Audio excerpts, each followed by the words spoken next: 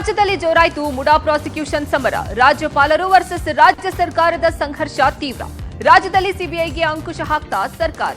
ರಾಜ್ಯಪಾಲರು ಸರ್ಕಾರಕ್ಕೆ ಪತ್ರದ ಮೂಲಕ ಕಿರುಕುಳ ಕೊಡ್ತಾ ಇದ್ದಾರೆ. ಮುಜುಗರ ತಪ್ಪಿಸೋಕೆ ರಾಜೀನಾಮೆ ಕೊಡಿ ಅಂತ ಸಿಎಂಗೆ ಸಲಹೆ ಕೊಟ್ಟಿದ್ಯಾರು?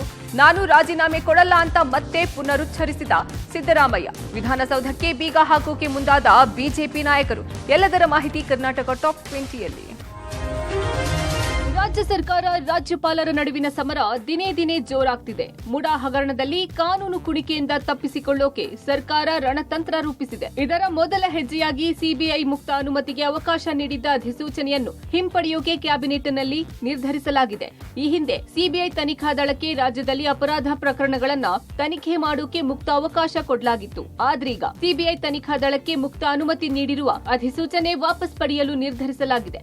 ಭ್ರಷ್ಟಾಚಾರ ತಡೆ ಕಾಯ್ದೆ ಅಡಿ ಯಾರಾದರೂ ದೂರು ನೀಡಿದರೆ ಮುಕ್ತವಾಗಿ ಸಿಬಿಐ ತನಿಖೆಗೆ ನಡೆಸಬಹುದಿತ್ತು. ಆದರೆ ಸರ್ಕಾರ ಸಿಬಿಐ ಅಧಿಕಾರವನ್ನ ಮೊಟಕುಗೊಳಿಸಿದೆ. ಇದಕ್ಕೆ ಸರ್ಕಾರ ಸ್ಪಷ್ಟನೆಯನ್ನು ನೀಡಿದ್ದು ದುರ್ಬಳಕೆ ಆಗಬಹುದು ಎಂಬ ಹಿನ್ನೆಲೆ ಅಧಿಕಾರ ಮೊಟಕುಗೊಳಿಸಲಾಗಿದೆ ಎಂದಿದೆ. ಸಿಬಿಐದವರು ಅಥವಾ ಕೇಂದ್ರ ಸರ್ಕಾರದವರು ಅವರ ಇನ್ಸ್ಟ್ರುಮೆಂಟಾಲಿಟಿಯನ್ನು ಏನು ಬಳಕೆ ಮಾಡ್ತಾರೆ, ಆ ಬಳಕೆ ಸಂದರ್ಭದಲ್ಲಿ ಜುಡಿಷಿಯಸ್ ಆಗಿ ಬಳಕೆ ಮಾಡ್ತಾ ಇಲ್ಲ ಅನ್ನುವಂಥದ್ದು ಸ್ಪಷ್ಟ ಆಗಿದೆ. ಆದ್ದರಿಂದ ಸಾರಾಸಗಟವಾಗಿ ಕೊಡಬಹುದು ಅನ್ನುವಂಥದ್ದೇನಿತ್ತು ಅದನ್ನ ಹಿಂಪಡೆದಿದ್ದೇವೆ. ಮುಡಾ ಪ್ರಾಸಿಕ್ಯೂಷನ್ ವಿಚಾರದಲ್ಲಿ ರಾಜ್ಯಪಾಲ ವರ್ಸಸ್ ರಾಜ್ಯ ಸರ್ಕಾರದ ಸಂಘರ್ಷ ತಾರಕಕ್ಕೇರಿದಂತಿದೆ. ರಾಜ್ಯಪಾಲರ ಜೊತೆ ನೇರ ಸಂಘರ್ಷಕ್ಕೆ ಸರ್ಕಾರ ಮುಂದಾಗಿದೆ. ಸಿಎಂ ವಿರುದ್ಧ ಲೋಕಾಯುಕ್ತ ತನಿಖೆ ಸಂಬಂಧ ಸಂಪುಟ ಸಭೆ ನಡೆಸಿ ಸಾಧಕ ಬಾಧಕಗಳನ್ನು ಚರ್ಚಿಸಲಾಯಿತು. ಸಭೆಯಲ್ಲಿ ಹಲವು ನಿರ್ಣಯಗಳನ್ನು ಕೈಗೊಳ್ಳಲಾಯಿತು. ರಾಜ್ಯಪಾಲರ ಪ್ರಶ್ನೆಗಳಿಗೆ ಕ್ಯಾಬಿನೆಟ್ ಮೂಲಕವೇ ಉತ್ತರಿಸೋಣ, ಯಾವುದೇ ಪತ್ರಕ್ಕೆ ಮುಖ್ಯ ಕಾರ್ಯದರ್ಶಿ ಉತ್ತರಿಸೋದು ಬೇಡ ಎಂದು ಮಹತ್ವದ ನಿರ್ಧಾರವನ್ನ ಕೈಗೊಳ್ಳಲಾಗಿದೆ. ಇನ್ನು ಕ್ಯಾಬಿನೆಟ್ ಬಳಿಕ ಸುದ್ದಿಗೋಷ್ಠಿ ನಡೆಸಿದ ಎಚ್.ಕೆ. ಪಾಟೀಲ್, ಸರ್ಕಾರಕ್ಕೆ ಪದೇ ಪದೇ ಪತ್ರದ ಮೂಲಕ ರಾಜ್ಯಪಾಲರು ಕಿರುಕುಳ ಕೊಡ್ತಾ ಇದ್ದಾರೆ. ತಕ್ಷಣ ಮಾಹಿತಿ ಕೊಡಿ, ಇಂದೇ ಮಾಹಿತಿ ಕೊಡಿ ಎಂದು ಪತ್ರ ಬರೆಯುತ್ತಿದ್ದಾರೆ. ಹೀಗಾಗಿ ಯಾವುದೇ ಮಾಹಿತಿಯನ್ನು ಯಾವುದೇ ಕಾರ್ಯದರ್ಶಿಯಾಗ್ಲಿ ಮುಖ್ಯ ಕಾರ್ಯದರ್ಶಿಯಾಗ್ಲಿ ರಾಜ್ಯಪಾಲರಿಗೆ ಕಳುಹಿಸುವ ಸಂದರ್ಭದಲ್ಲಿ ಕ್ಯಾಬಿನೆಟ್ ಗಮನಕ್ಕೆ ತಂದು ಕ್ಯಾಬಿನೆಟ್ ನಿರ್ಣಯದಂತೆ ಮುಂದುವರಿಯೋಕೆ ಮುಖ್ಯ ಕಾರ್ಯದರ್ಶಿಗಳಿಗೆ ಸೂಚನೆ ನೀಡಿರುವುದಾಗಿ ಎಚ್.ಕೆ. ಪಾಟೀಲ್ ತಿಳಿಸಿದರು. ತಕ್ಷಣ ಕಳಿಸ್ಬೇಕು, ಇವತ್ತು ಕಳಿಸ್ಬೇಕು, ನಾಳೆ ಕಳಿಸ್ಬೇಕು, ಹೀಗೆ ಅಂತೇಳಿ ಸೂಚನೆಗಳನ್ನ ಕೊಡ್ತಾ ಇದ್ದಾರೆ. ರಾಜ್ಯ ಸಚಿವ ಸಂಪುಟ ಯಾವುದೇ ಮಾಹಿತಿಗಳನ್ನ ರಾಜ್ಯಪಾಲರಿಗೆ ಕಳಿಸುವ ಸಂದರ್ಭದಲ್ಲಿ ಕ್ಯಾಬಿನೆಟ್ ನಿರ್ಣಯದಂತೆ ಮುಂದುವರಿಯುವಂತೆ ಮುಖ್ಯ ಕಾರ್ಯದರ್ಶಿಗಳಿಗೆ ಸೂಚನೆ ಕೊಟ್ಟಿದ್ದೇವೆ. ಸಿಎಂ ಸಿದ್ದರಾಮಯ್ಯ ವಿರುದ್ಧ ಲೋಕಾಯುಕ್ತ ತನಿಖೆ ಬೆನ್ನಲ್ಲೇ ಸಿಎಂ ರಾಜೀನಾಮೆ ಕೂಗು ಎದ್ದಿದೆ. ಪಕ್ಷಕ್ಕೆ ಮುಜುಗರ ತಪ್ಪಿಸೋಕೆ ಸಿಎಂ ಸಿದ್ದರಾಮಯ್ಯ ರಾಜೀನಾಮೆಯನ್ನ ಕೊಡಬೇಕು, ಹೀಗಂತ ಕಾಂಗ್ರೆಸ್ನ ಹಿರಿಯ ನಾಯಕ ಮಾಜಿ ಸ್ಪೀಕರ್ ಕೆಬಿ ಕೋಳಿವಾಡ ಹೇಳಿದ್ದಾರೆ. ಬೇರೆ ರಾಜ್ಯಗಳಲ್ಲಿ ಚುನಾವಣೆ ನಡೀತಾ ಇದೆ. ಪ್ರಚಾರದ ವೇಳೆ ಇದೇ ವಿಚಾರ ವಿಪಕ್ಷಗಳಿಗೆ ಅಸ್ತ್ರ ಆಗಬಹುದು. ಹೀಗಾಗಿ ರಾಜೀನಾಮೆಯನ್ನ ಕೊಡಿ, ತನಿಖೆಯನ್ನು ಎದುರಿಸಿ, ತಪ್ಪಿಲ್ಲದೆ ಇದ್ರೆ ಮತ್ತೆ ನೀವೇ ಸಿಎಂ ಆಗ್ಲಿ, ಇದು ನನ್ನ ವೈಯಕ್ತಿಕ ಅಭಿಪ್ರಾಯ ಎಂದಿದ್ದಾರೆ. ಇನ್ನು ಕೋಳಿವಾಡ ಹೇಳಿಕೆಗೆ ಸಿದ್ದು ಆಪ್ತ ಮಹದೇವಪ್ಪ ಪ್ರತಿಕ್ರಿಯೆ ಕೊಟ್ಟಿದ್ದು, ಅದು ಅವರ ವ್ಯಕ್ತಿಗತ ಅಭಿಪ್ರಾಯ, ಅದು ಪಕ್ಷದ ಅಭಿಪ್ರಾಯ ಅಲ್ಲ ಎಂದಿದ್ದಾರೆ. ಈ ಮುಜುಗರವನ್ನು ಪಕ್ಷದ ಹಿತದೃಷ್ಟಿಯಿಂದ ತಪ್ಪಿಸುವುದಕ್ಕೋಸ್ಕರ ನಾನು ಸಿದ್ದರಾಮಯ್ಯನವರಿಗೆ ರಾಜೀನಾಮೆ ಕೊಟ್ಟು ಮುಂದೆ ಎನ್ಕ್ವೈರಿಯಲ್ಲಿ ನಿಷ್ಕಳಂಕರಾಗಿ ಬಂದು ಪುನಃ ಅವರೇ ಮುಖ್ಯಮಂತ್ರಿಗಳಾಗಬೇಕು ಅಂತಕ್ಕಂಥದ್ದು ನನ್ನ ಬಲವಾದ ಇಚ್ಛೆ. ಅದು ವ್ಯಕ್ತಿಗತ ಅಭಿಪ್ರಾಯ, ಪಕ್ಷದ ಅಭಿಪ್ರಾಯ ಅಲ್ಲ. It is personal opinion. ಆ ಪಕ್ಷದ ಅಭಿಪ್ರಾಯ ಇಲ್ಲ. ಇಡೀ ಪಕ್ಷ ಸಿದ್ದರಾಮಯ್ಯ ಪರ ಇದೆ, ಶಾಸಕಾಂಗ ಅವ್ರ ಪರ ಇದೆ. ಕಾಂಗ್ರೆಸ್ನಲ್ಲೇ ಸಿಎಂ ಸಿದ್ದರಾಮಯ್ಯ ರಾಜೀನಾಮೆ ಕೂಗು ಎದ್ದಿದ್ದು, ಕೋಳಿವಾಡ ಹೇಳಿಕೆಗೆ ಸಿಎಂ ಆದಿಯಾಗಿ ಸಚಿವರು ಪಂಚ್ ಕೊಟ್ಟಿದ್ದಾರೆ. ನಾನು ರಾಜೀನಾಮೆ ಕೊಡಲ್ಲ, ಅವರ ಅಭಿಪ್ರಾಯ ಹೇಳಿದ್ದಾರೆ. ನಾನು ರಾಜೀನಾಮೆ ಕೊಡುವ ಪ್ರಶ್ನೆಯೇ ಇಲ್ಲ ಅಂತ ಸಿಎಂ ಪುನರುಚ್ಚರಿಸಿದ್ರೆ, ಸಚಿವೆ ಹೆಬ್ಬಾಳ್ಕರ್ ಅವರು ಕೋಳಿವಾಡಗೆ ವಯಸ್ಸಾಗಿದೆ, ತಲೆ ಕೆಟ್ಟಿದೆ ಎಂದಿದ್ದಾರೆ. ಇನ್ನು ಡಿಕೆಶಿ, ನಾನೊಬ್ಬ ಪಕ್ಷದ ಅಧ್ಯಕ್ಷನಾಗಿ ಹೇಳ್ತಿದ್ದೀನಿ, ಸಿದ್ದರಾಮಯ್ಯ ರಾಜೀನಾಮೆ ಕೊಡುವ ಅವಶ್ಯಕತೆ ಇಲ್ಲ ಎಂದಿದ್ದಾರೆ. ಇನ್ನು ಸಚಿವ ಎಂ.ಎ. ಪಾಟೀಲ್, ಸಿಎಂ ಯಾವುದೇ ತಪ್ಪು ಮಾಡಿಲ್ಲ, ಅವರು ರಾಜೀನಾಮೆ ಕೊಡಲ್ಲ, ಕೋಳಿವಾಡ ಮೇಲೆ ಪಕ್ಷ ಶಿಸ್ತು ಕ್ರಮ ಕೈಗೊಳ್ಳುತ್ತೆ ಎಂದಿದ್ದಾರೆ. ಅವರ ಅಭಿಪ್ರಾಯ ಹೇಳಿದ್ದಾರೆ, ರಾಜೀನಾಮೆ ಕೂಡ ಪ್ರಶ್ನೆ ಇಲ್ಲ, ಯಾಕಂದ್ರೆ ನಾ ಏನೂ ತಪ್ಪು ಮಾಡಿಲ್ಲ. ಗೋದ್ರಾಜ್ ಇನ್ಸಿಡೆಂಟ್ ನಲ್ಲಿ ಪ್ರೈಮ್ ಮಿನಿಸ್ಟರ್ ರಾಜೀನಾಮೆ ಕೊಟ್ಟಿದ್ರ, ಕುಮಾರಸ್ವಾಮಿ ನರೇಂದ್ರ ಮೋದಿ ಅವರ ಸರ್ಕಾರದಲ್ಲಿ ಇದಾರಲ್ಲ, ಅವ್ರ ಮೇಲೆ ಬೇಲ್ ಮೇಲೆ ಇದಾರಲ್ಲ, ಅವ್ರು ರಾಜೀನಾಮೆ ಕೊಟ್ಟಿದಾರ. ನಾನು ರಾಜೀನಾಮೆ ಕೊಡಲ್ಲ.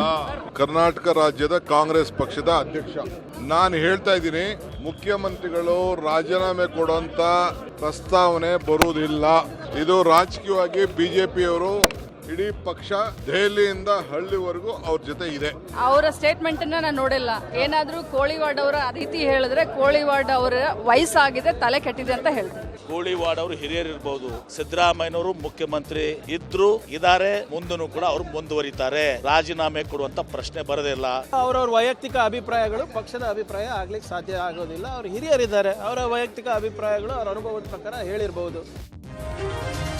ಕೈ ನಾಯಕ ಕೋಳಿವಾಡ ಹೇಳಿಕೆಗೆ ಬಿಜೆಪಿ ನಾಯಕರು ಪ್ರತಿಕ್ರಿಯಿಸಿದ್ದಾರೆ. ಕೋಳಿವಾಡ ಹಿರಿಯರು ಅವರ ಮಾತಿಗಾದರೂ ಬೆಲೆ ಕೊಟ್ಟು ರಾಜೀನಾಮೆ ಕೊಡ್ಲಿ ಅಂತ ಆರ್ ಅಶೋಕ್ ಹೇಳಿದ್ರೆ, ಕೋಳಿವಾಡ ಹೇಳಿದಂತೆ ರಾಜೀನಾಮೆ ಕೊಡಿ, ರಾಜ್ಯ ಕಾಪಾಡಿ ಅಂತ ಶಾಸಕ ಅಶ್ವಥ್ ನಾರಾಯಣ್ ಆಗ್ರಹಿಸಿದ್ದಾರೆ. ಸಿದ್ಧಾಂತದ ಪಕ್ಷದ ಮರ್ಯಾದೆ ಕಳಿಬೇಡಿ ಅಂತ ಕೋಳಿವಾಡ ಸಲಹೆ ಕೊಟ್ಟಿದ್ದಾರೆ, ಅದರಂತೆ ನಡೆದುಕೊಳ್ಳಿ ಅಂತ ಶಾಸಕ ಬೆಲ್ಲದ್ ಹೇಳಿದ್ದಾರೆ.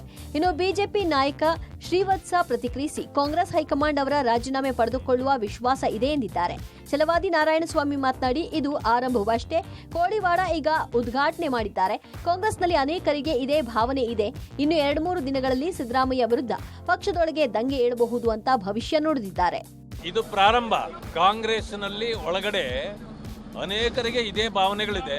ಅದನ್ನ ಕೋಳಿವಾಡ ಅವರು ಇನಾಗರೇಷನ್ ಮಾಡಿದ್ದಾರೆ. ಭ್ರಷ್ಟಾಚಾರದಿಂದ ಈ ಕಾಂಗ್ರೆಸ್ ಅನ್ನ ಮುಕ್ತ ಮಾಡಿಬಿಡು ಅಂತೇಳಿ ಸಿದ್ದರಾಮಯ್ಯನವರ ವಿರುದ್ಧ ಇನ್ನೊಂದು 2-3 ದಿವಸದಲ್ಲೇ ಪಕ್ಷದ ಒಳಗಿಂದ ದಂಗೆ ಏಳ್ತಕ್ಕಂಥ ಕಾರ್ಯಕ್ರಮ ಪ್ರಾರಂಭ ಆಗುತ್ತೆ. ನೋಡಿ, ಕೋಳಿವಾಡ ಅವರು ಬಹಳ ಸೂಕ್ಷ್ಮವಾಗಿ ಹೇಳಿದ್ದಾರೆ. ಕಾಂಗ್ರೆಸ್ ಪಕ್ಷದವರು ಆಗಿದ್ರು ಸಹ, ಸಿದ್ದರಾಮಯ್ಯನವರೇ, ನಿಮ್ಗೇನಾದ್ರು ನೈತಿಕತೆ ಇದ್ರೆ, ಮೌಲ್ಯ ಇದ್ರೆ, ಆತ್ಮಸಾಕ್ಷಿ ಇದ್ರೆ, ಇನ್ನು ಮುಂದೆ ಹೆಜ್ಜೆ ಮುಂದೆ ಹೋಗಿ ಹೇಳ್ತಾ ಇದ್ದಾರೆ ಜನ, ನಿಮ್ಗೆ ಮಾನ ಮರ್ಯಾದೆ ಇದ್ರೆ ರಾಜೀನಾಮೆಯನ್ನು ಕೊಡಿ. ಮೂಡಾ ಹಗರಣದಲ್ಲಿ ಸಿಎಂ ಸಿದ್ದರಾಮಯ್ಯ ರಾಜೀನಾಮೆಗೆ ಆಗ್ರಹಿಸಿ ಬಿಜೆಪಿ ನಾಯಕರು ವಿಧಾನಸೌಧದ ಗಾಂಧಿ ಪ್ರತಿಮೆ ಬಳಿ ಧರಣಿ ನಡೆಸಿದರು. ವಿಪಕ್ಷ ನಾಯಕ ಆರ್ ಅಶೋಕ್, ಛಲವಾದಿ ನಾರಾಯಣಸ್ವಾಮಿ, ರವಿಕುಮಾರ್, ಕಾರಜೋಳ, ಅರವಿಂದ್ ಬೆಲ್ಲದ್ ಸೇರಿ ಹಲವರು ಸಿಎಂ ವಿರುದ್ಧ ಘೋಷಣೆ ಕೂಗಿದ್ರು. ಭ್ರಷ್ಟ ಸಿದ್ದರಾಮಯ್ಯ ಅವರೇ ತನಿಖೆಯನ್ನು ಎದುರಿಸಿ, ಭ್ರಷ್ಟ ಕಾಂಗ್ರೆಸ್ ತೊಲಗಲಿ, ಬಡವರಿಗೆ ನ್ಯಾಯ ಸಿಗಲಿ ಅಂತ ಪ್ಲಕಾರ್ಡ್ಗಳನ್ನು ಹಿಡಿದು ಪ್ರತಿಭಟನೆ ನಡೆಸಿದರು. ಬಳಿಕ ವಿಧಾನಸೌಧಕ್ಕೆ ಬೀಗ ಹಾಕೋಕೆ ಯತ್ನಿಸಿದ ಬಿಜೆಪಿ ನಾಯಕರನ್ನ ಪೊಲೀಸರು ವಶಕ್ಕೆ ಪಡೆದರು. ಕೆಂಗಲ್ ಗೇಟ್ ಬಳಿಯೇ ಬಿಜೆಪಿ ಪ್ರತಿಭಟನಾಕಾರರನ್ನ ತಡೆದಂತಹ ಪೊಲೀಸರು ವಶಕ್ಕೆ ಪಡೆದುಕೊಂಡರು. ಈ ಮಧ್ಯೆ ಪೊಲೀಸರ ಕಣ್ಣು ತಪ್ಪಿಸಿ ಪಶ್ಚಿಮ ದ್ವಾರದ ಬಳಿ ಬೀಗ ಹಾಕೋಕೆ ಶಾಸಕ ಅರವಿಂದ್ ಬೆಲ್ಲದ್ ಯತ್ನಿಸಿದ್ರು. ಆದರೆ ಬೆಲ್ಲದ್ ಯತ್ನವನ್ನ ಪೊಲೀಸರು ತಡೆಯುವಲ್ಲಿ ಯಶಸ್ವಿಯಾದರು.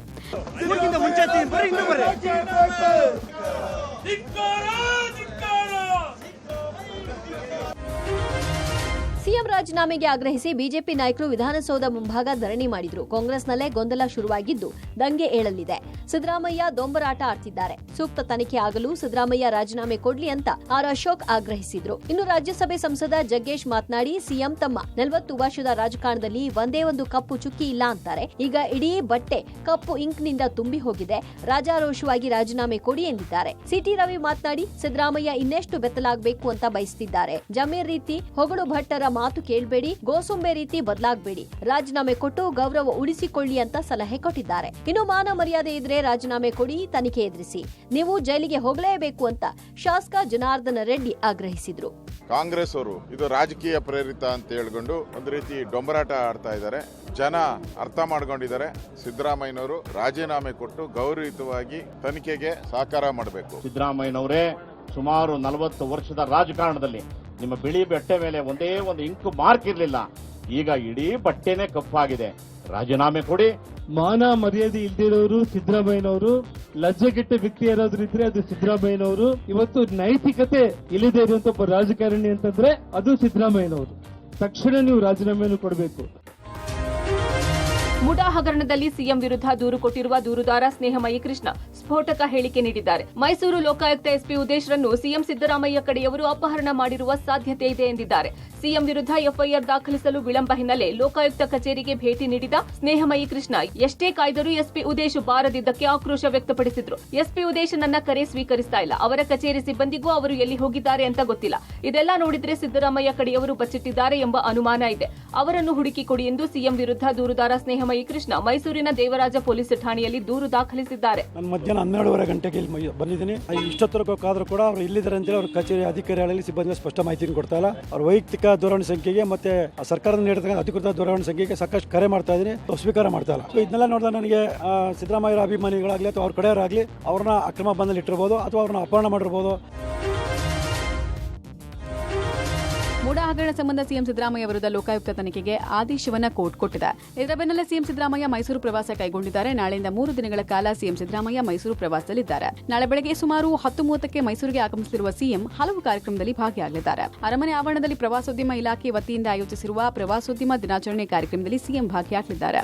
ಬಳಿಕ ಬೆಳಗ್ಗೆ 11:30ಕ್ಕೆ ಜಿಲ್ಲಾ ಪ್ರಗತಿ ಪರಿಶೀಲನಾ ಸಭೆಯನ್ನು ನಡೆಸಲಿರುವ ಸಿಎಂ ನಾಳೆ ಮೈಸೂರಿನಲ್ಲಿ ವಾಸ್ತವ್ಯವನ್ನು ಹೂಡಲಿದ್ದು, ನಾಡಿದ್ದು ಬೆಳಗ್ಗೆ 10 ಗಂಟೆಗೆ ಹೋಟೆಲ್ ಮೈಸೂರು ರೇಡಿಯನ್ಸ್ ಉದ್ಘಾಟಿಸಿರುವ ಸಿಎಂ ಕಲಾಮಂದಿರದಲ್ಲಿ ನಡೆಯುವ ಸರ್ಕಾರದ ಗ್ಯಾರಂಟಿ ಯೋಜನೆಗಳಿಗೆ ಸಂಬಂಧಪಟ್ಟ ಪುಸ್ತಕ ಬಿಡುಗಡೆ ಸಮಾರಂಭದಲ್ಲಿ ಭಾಗಿಯಾಗಲಿದ್ದಾರೆ. ಮಧ್ಯಾಹ್ನ ಮೈಸೂರು ವೈದ್ಯಕೀಯ ಕಾಲೇಜು ಮತ್ತು ಸಂಶೋಧನಾ ಸಂಸ್ಥೆಯ ಶತಮಾನೋತ್ಸವ ಸಮಾರೋಪ ಸಮಾರಂಭದಲ್ಲಿ ಸಿಎಂ ಭಾಗಿಯಾಗಲಿದ್ದಾರೆ. ಭಾನುವಾರ ಬೆಳಗ್ಗೆ ಹಿಂದುಳಿದ ವರ್ಗಗಳ ವಸತಿ ನಿಲಯಗಳ ಹಳೆ ವಿದ್ಯಾರ್ಥಿಗಳ ಸಂಘವನ್ನು ಉದ್ಘಾಟಿಸಲಿದ್ದಾರೆ. ಸಂಜೆ ಅಶೋಕ್ಪುರಂನಲ್ಲಿ ವಿವಿಧ ಅಭಿವೃದ್ಧಿ ಕಾಮಗಾರಿಗಳಿಗೆ ಸಿಎಂ ಚಾಲನೆ ಕೊಡಲಿದ್ದು, ಸಂಜೆ 6:30ಕ್ಕೆ ವಿಮಾನದ ಮೂಲಕ ಬೆಂಗಳೂರಿಗೆ ವಾಪಸ್ಸಾಗಲಿದ್ದಾರೆ.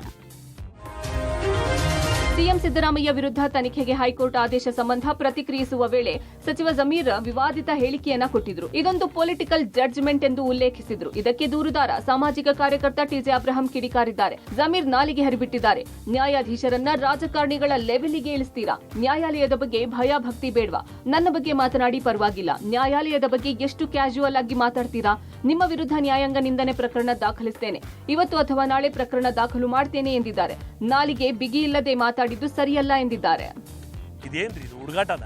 ಇಲ್ಲ ರಾಜಕಾರಣದಲ್ಲಿ ನೀವು ಕೂತ್ಕೊಂಡು ಮಾತಾಡ್ತಿರಲ್ಲ, ಭಾಷಾ ಬಿಗಿದಿರಲ್ಲ, ನಾಳೆಗೆ ಬಿಗಿ ಇಲ್ದಿರ ಮಾತಾಡ್ತಿರಲ್ಲ, ಆ ರೀತಿ ಕೋರ್ಟ್ ಬಗ್ಗೆ ಮಾತಾಡಕ್ಕಾಗುತ್ತಾ? ಪೊಲಿಟಿಕಲ್ ಆದೇಶ ಅಂತ ಹೇಳ್ತಾರೆ. ಯಾವ್ದು ಪೊಲಿಟಿಕಲ್ ಆರ್ಡರ್? ಜಡ್ಜಸ್ ಅನ್ನ ಪೊಲಿಟಿಕಲ್ ಲೆವೆಲ್ಗೆ ಇಳಿಸ್ತಾರ? ನಾವೀಗ ಕಂಟೆಂಪ್ಟ್ ಮೂವ್ ಮಾಡ್ತಾ ಇದೀವಿ. ನಾವು ಯಾಕೆ ಮಾಡ್ತಾ ಇದೀವಿ ಅಂತ ಹೇಳಿದ್ರೆ ಭಯ ಬರ್ಬೇಕ್ರಿ. ಕೋರ್ಟ್ ಅಂತ ಹೇಳಿದ್ರೆ ಕೋರ್ಟ್ ಬಗ್ಗೆ ಮಾತಾಡಿದಾಗ ಭಯ ಬರ್ಬೇಕು.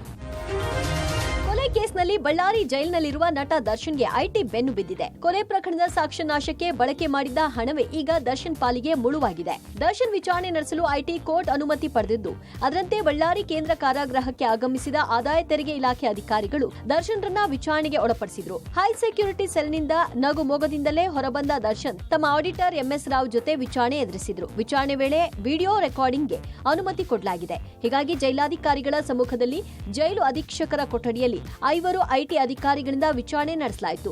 ರೇಣುಕಾ ಕೊಲೆಯಾದ ಬಳಿಕ ಎಷ್ಟು ಹಣ ಇತ್ತು? ಆ ಹಣ ಯಾರಿಗೆ ಸೇರಿದ್ದು?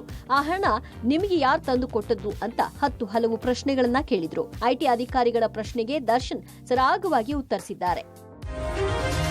ಕ್ಯಾಂಟರ್ ಹಾಗೂ ಕಾರು ಡಿಕ್ಕಿಯಾದ ಪರಿಣಾಮ ಸ್ಥಳದಲ್ಲಿ 4 ಸಾವನ್ನಪ್ಪಿದ್ದಾರೆ. ಬಾಗಲಕೋಟೆ ಜಿಲ್ಲೆಯ ಹುನಗುಂದ ತಾಲೂಕಿನ ದನ್ನೂರು ಎಂಬಲ್ಲಿ ಅಪಘಾತ ನಡೆದಿದೆ. 55 ವರ್ಷದ ಲಕ್ಷ್ಮಣ್ ಭಟ್ಟರ್, 45 ವರ್ಷದ ಬೈಲಪ್ಪ, 50 ವರ್ಷದ ರಾಮಣ್ಣ ಹಾಗೂ ಕಾರು ಚಾಲಕ ರಫೀಕ್ ಮುಲ್ಲಾ ಮೃತ ದುರ್ದೈವಿಗಳು.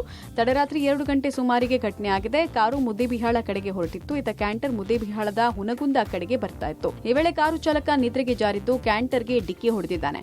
ಪರಿಣಾಮ ಕಾರು ನಜ್ಜುಗುಜ್ಜಾಗಿದೆ. ಚಿಕ್ಕಬಳ್ಳಾಪುರ ತಾಲೂಕಿನ ಗೇರಹಳ್ಳಿ ಗೇಟ್ ಬಳಿ ಭೀಕರ ಅಪಘಾತ ಸಂಭವಿಸಿದೆ. ಅವಲಗುರ್ಕಿ ಗ್ರಾಮದ 3 ವಿದ್ಯಾರ್ಥಿಗಳು ಸ್ಥಳದಲ್ಲೇ ಸಾವನ್ನಪ್ಪಿದ್ದಾರೆ. ನಿತಿನ್, ನಿತೀಶ್ ಹಾಗೂ ವೈಭವ್ ಮೃತರು. 3 ಶಾಲೆ ಕಾಲೇಜಿನ ಕ್ಲಾಸ್ನ ನಂತರ ಟ್ಯೂಷನ್ ಮುಗಿಸಿ ಒಂದೇ ಬೈಕ್ನಲ್ಲಿ ಮನೆಗೆ ಹೊರಟಿದ್ರು. ಆದರೆ ಗೇರಹಳ್ಳಿ ಗೇಟ್ ಸಮೀಪ ನಡು ರಸ್ತೆಯಲ್ಲಿ ನಿಂತಿದ್ದ ಜೆಸಿಬಿ ಟ್ರ್ಯಾಕ್ಟರ್ಗೆ ಡಿಕ್ಕಿ ಹೊಡೆದು 3 ದಾರುಣವಾಗಿ ಸಾವನ್ನಪ್ಪಿದ್ದಾರೆ. ಒಂದೇ ಊರಿನ 3 ಸಾವಿನ ಸುದ್ದಿ ಇಡೀ ಗ್ರಾಮವೇ ಶೋಕದ ವಾತಾವರಣದಲ್ಲಿ ಮುಳುಗುವಂತೆ ಮಾಡಿದೆ.